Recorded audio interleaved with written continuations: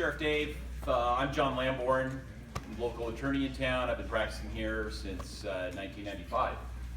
Why do I always get nervous when I see you? Exactly right. A couple of things that I want to sort of make sure that everybody is aware of. I sometimes am concerned when I see people possibly questioning your patriotism in this circumstance. Sheriff Dave, you're a veteran, aren't you? Yes, sir. Tell a little bit about what your service was.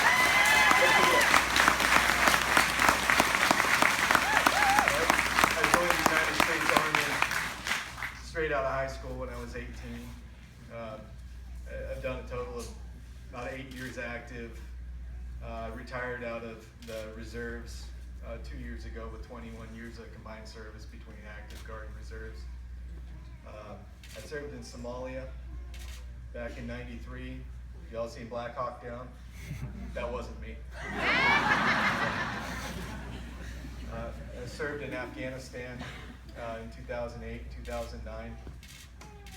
I love my country. Attaboy. I love my community. Attaboy.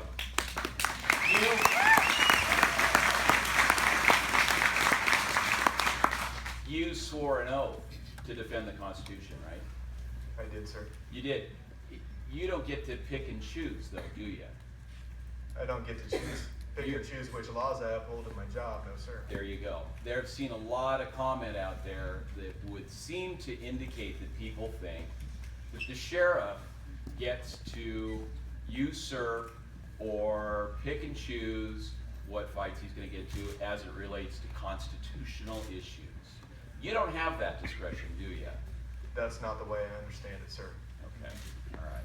So when people ask, to have the sheriff set up some sort of a safe haven for the Hammonds, did you have the authority to do that? No, I didn't. I think that would have created a lot more problems for the Hammonds than what they were already up against. Okay, all right. A couple of topics that I want to make sure get heard. Number one, I think everybody understands that the Hammonds were in front of Judge Michael Hogan, a senior federal judge for the District of Oregon, when they first went to trial in this case. And Judge Hogan heard the facts. Judge Hogan respected the will of the jury that heard the case. And Judge Hogan decided that, based on what he heard, that the federal mandatory minimum sentence, that the law seemed at that point to cause him to have to apply, he felt that shocked his conscience. And so, did Michael Hogan sentence the Hammonds to that 5-year mandatory minimum? He did not. Mandatory minimums are a bad thing. Mandatory minimums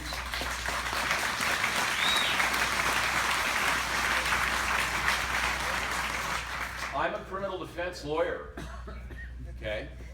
I don't practice in the federal law. I'm licensed to practice in the federal court. I practice primarily in state court. In Oregon, we have Measure 11. How many of you have heard of Measure 11? Raise your hand. Okay? Measure 11 is sometimes used as a stick against my clients. Okay? Maybe they did bad things. Maybe they didn't do such bad things. But isn't that for a judge to decide? Right? Yes. Okay. So I think that there is a movement afoot, and our congressman was on the floor of the Congress. I think it was last night, decrying mandatory minimums, and I support that effort. The other thing. We're keeping this to a minute. Thank you.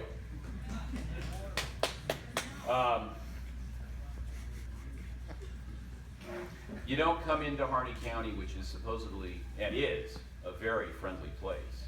You don't come into Harney County and threaten people at the point of a gun. This would be a vastly different discussion if those folks down there weren't threatening force. Am I right? I believe in the Second Amendment. I believe in well-regulated militias. I believe in the Second Amendment, but I believe in the First Amendment as well. And I don't think that the Second Amendment trumps the First Amendment. And I think that's what we're seeing right here. So thank you. I appreciate your patriotism. Thank you, Sheriff. Thank you, sir.